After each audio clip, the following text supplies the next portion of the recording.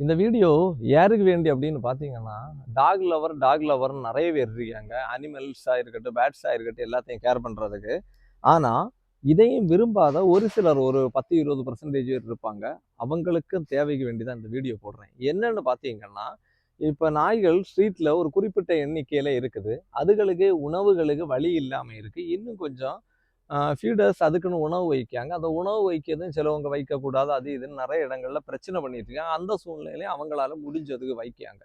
இது குறிப்பிட்ட நாட்கள் தாண்டும்போது, அதாவது பார்த்தீங்கன்னா, இது 2025 இது ஜூலை மாசம் நடக்குது. இது 2026 ஜூலை வரும்போது என்ன நடக்கும் அப்படின்னு உள்ள மாரி யோசித்தீங்கன்னா, இந்த இருக்கிற நாய்கள் எல்லாம் ஒரு வருஷத்துக்கு ஒரு 2 தடவ குட்டி போட்டோம்னா கூட அதுகளுக்கு எண்ணிக்கை இன்கிரீஸ் ஆகிட்டே போகுது. அது ஒரு சைடுல இருக்கு. இன்னும் கூட வீட்ல வளர்க்குறவங்க கூட இப்ப நெறைய பேர் என்னன்னா, ஆசைக்கு வேண்டி, அழகுக்கு வேண்டியும் வளர்க்க தொடங்கிட்டாங்க. அப்ப குறிப்பிட்ட நாள் வளர்த்துட்டு, அது திரும்ப என்னன்னா கொண்டு ஸ்ட்ரீட்ல விடிய சூழ்நிலைகள்ல உருவாகுது. ஒருவேளை நமக்கிட்ட அடாப்ஷன் தாராங்களா இருக்கு. நம்மளும் முடிஞ்ச வரைக்கும் குடுக்குறோம். ஒரு குறிப்பிட்ட எண்ணிக்கை மேல என்ன பண்ண முடியும் அப்படின்னு பார்க்கும்போது கஷ்டமா தான் இருக்குது. அப்ப அதுக்கு தான் நான் என்ன சொல்ல வரேன்னா, கருத்தடைன்னு உள்ளதான் எல்லா வீடியோலயுமே நம்ம சொல்றோம். இந்த கருத்தடைக்கு அரசு முக்கியத்துவம் குடுக்குதான்னு உள்ளது தெரியல. அரசு சில ஸ்கீம்ஸ் கொண்டு வந்தா கூட அது நடைமுறைப்படுத்தப்படையில சரியான முறையில. அதுதான் உண்மை. அப்ப இந்த கருத்தடைன்னு உள்ளதா கவர்மெண்ட்ல நிறைய தடவை நம்ம முறையிட்டு பார்த்தாச்சு நடக்கையில, நம்மளால முடிஞ்சதையாவது பண்ணலாம்னு தான் நாங்க அதுக்கான ஒரு முயற்சி எடுத்திருக்கோம்.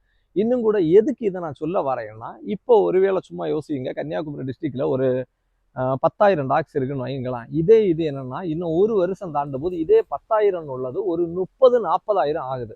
இந்த 10,000த்தினாலே 1, 2 பேர் பாதிப்பு வரலாட்டு நீங்க உணர்றீங்க. அது எனக்கு தெரியல. சிலவங்க சொல்றாங்க அது கடிச்சனால பிரச்சனை அப்படின்னு. ஆனா இதே மீறி என்னன்னா, நேத்தைக்கு பார்த்தீங்கன்னா ஒரு இதுல வந்திருக்கு. ஒரு நாய் வந்து அது குலைக்குது. அந்த வீடு அதிர்வு நிலையில இருக்குது. அப்ப அது குலைச்சனால அவங்களால அதை உணரவும் முடிஞ்சுது. அது தெரிஞ்சு அந்த வீட்டுல உள்ளவங்க அது லேசா சேக்காவி அதை உணர்றாங்க. அடுத்த ஆள்கிட்ட சொல்றாங்க. எல்லாருமே வெளியில 67 பேர் உயிர் காக்கப்பட்டாங்க. இதெல்லாம் பெருசா பேசப்படாது. சரி அதை விட்டுருவோம். நான் இது எதுக்கு சொல்ல வரேன்னா, சரி நாய் கடிச்சதாட்டே இருந்துரட்டு. அப்ப இதுவரைக்கும் 2025ல ஒரு நாய் கடிக்குதுன்னு உள்ளதுன்னா 2026 ஆகும்போது இதே சூழ்நிலை இருக்கும்போது 4 நாய் கடிக்குன்னு உள்ள சூழ்நிலையில உருவாகுது. அப்ப இதை எப்படி கட்டுப்படுத்த முடியும்னா கருத்தடை. அப்ப இந்த கருத்தடைக்கு வேண்டி இந்த விலங்குகளை நேசிக்கவங்க ஒவ்வொரு ஆளும் போய் முதலமைச்சரா இருக்கட்டும், இல்ல அது அந்த துறை சார்ந்தவங்களா இருக்கட்டும், எல்லாத்தையுமே மனு கொடுக்குறாங்க. அப்ப மற்றவங்க என்ன பண்றாங்கன்னா, அவங்களோட ஒர்க்க பார்த்துட்டு போறாங்க. தப்பு சொல்லல. ஆனா இதுல யாரு இதுல மெயினா போய் அங்க பேச வேண்டியதுன்னா, விலங்கு நல்ல ஆர்வலர்கள் கிடையாது. விலங்குகளை எதிர்க்கவங்க. எதுக்கு அதை நான் அப்படி சொல்றேன்னா, நீங்களும் அதுக்கு சப்போர்ட் பண்ணாத போது அரசு இப்படிதான் இருக்கும். அரசு இதுக்கான முழு முயற்சி எடுக்கலைன்னா பண்ண முடியாது. அதனால இந்த ஒரு விஷயத்திலயாவது நீங்க எல்லாரும் சேர்ந்து கருத்தடைக்கான முக்கியத்துவத்தை அங்க என்னன்னா நடைமுறைப்படுத்தினா மட்டும்தான் கட்டுப்படுத்த முடியும்.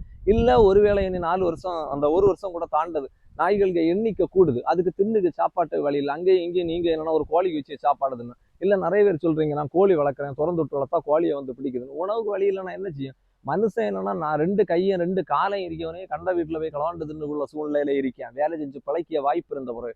ஏன் இப்ப சும்மா சொல்ல போனா நான் கூட யோசித்தேன். ஒரு போஸ்ட் மாதிரி ரெடி பண்ணி போடு. யோசித்து பார்த்தா சிஎம் முன்ன விட்டுட்டு ஒரு நாய் கை கும்பிட்டு நிக்கியதாட்டு ஒரு போஸ்ட். என்ன கணக்குன்னா எனக்கு ஏதாவது ஒரு வேலை மட்டும் நீங்க கொடுங்க. நான் உழைச்சு தின்னணும்னு ஆசைப்படி எனக்கு சாப்பாடு மட்டும் போதும்.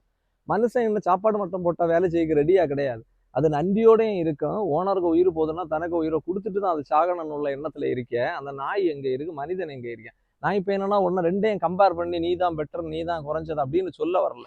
அப்ப என்ன சொல்லணும், உழைக்கும் தன்மை இருக்க மனுஷனே தவறு பண்ணும்போது இதுகள் எல்லாம் ஏதோ ஒன்று அதுக்கு சாப்பாட்டுக்கு வழி இல்லை, ஏதோ ஒரு சூழ்நிலையில கோழியை பிடிக்குது. தப்பு தான் இல்லைன்னு சொல்லல. உனக்கு வழி இல்லாத போது ஒரு மனுஷனுக்கு சாப்பிட்டு வழி இல்லைன்னா உடனே என்னன்னா எல்லாரும் சூசைடா பண்ண போறான். முடிஞ்சா பக்கத்து வீட்டுல கதவு திறந்து கிடந்தா உள்ள போய் களவானுக்கு போயிலையா பாதி பேரன். சும்மா இருக்கிற இடத்துல ஆளை கொண்டுட்டே களவாணி இந்த மனிதர்களுக்கு மத்தியில இதுகளுக்கு வேண்டி இதுகளை நேசிங்க இது பண்ணுங்க அப்படின்னு கூட நான் கம்பல் பண்ணி சொல்ல வரல.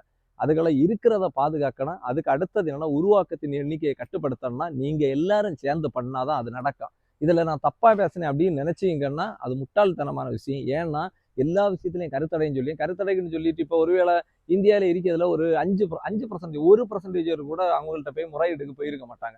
அப்ப இருக்க 99% வர சொல்லல. ஒரு 20% மட்டும் போய் அதை கேட்டாலே இந்த விஷயங்கள் கண்டிப்பா நடைமுறைப்படுத்தப்படும். இன்னும் கூட இது நடைமுறைப்படுத்தப்பட்டா கூட அங்கண்டு படிப்படியா தான் கீழே வரேன். கீழே வரம்ப என்னன்னா அங்கண்டு 10 படி வாரது இங்க ஒரு படி தான் இருக்கு. அந்த ஒரு படியை வச்சு இங்க ஒன்னதையும் கிழிச்சு தள்ள முடியாது.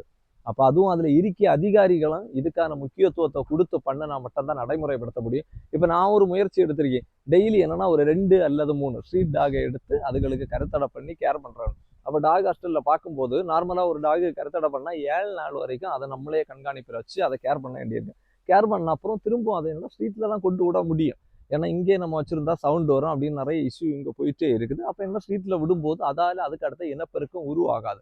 அப்போ ஒரு நாளைக்கு ஒரு 3ன்னு சொல்லும் போதுன்னா 7 நாள் வரைக்கும் கேர் பண்ணணும்னு சொல்லியாங்க. அப்போ 7வது நாள் பார்க்கும்போதுன்னா என்னோட டாக் ஹாஸ்டலில் 21 நாய் மருத்துவ இதோட இருக்க வேண்டிய சூழ்நிலையில் இருக்குது. அப்போ இந்த 21 கேர் பண்ணணும்னா கண்டிப்பாக குறைஞ்சது 2 பேராவது அங்கே தேவைப்படியாங்க. அந்த சூழ்நிலையில் அதை பராமரிக்கணும். ஆனால் 7 நாளில் வெளியில் விட வேண்டியதை நாங்கள் 7 நாளில் விட மாட்டோம். கண்டிப்பாக 12 நாள் தாண்டி தான் விடுவோம். ஏன்னா அது பூரணமாக குணமடைச்ச பிறகு விட்டாதான் அது இன்னொரு இடத்துல போகும்போது ஃப்ரீயாக இருக்க முடியும். இன்னும் இந்த கருத்தடை பண்ண நாய்களை நமக்கு என்னன்னா அடையாளம் காணிக்க வேண்டி அதுக்குன்னு ஏதாவது காதில் ஏதாவது ஒரு ஐடென்டிஃபை பண்ணணும் அப்படின்னு உள்ளதும் ஒன்று யோசிச்சுட்டே இருக்கும்.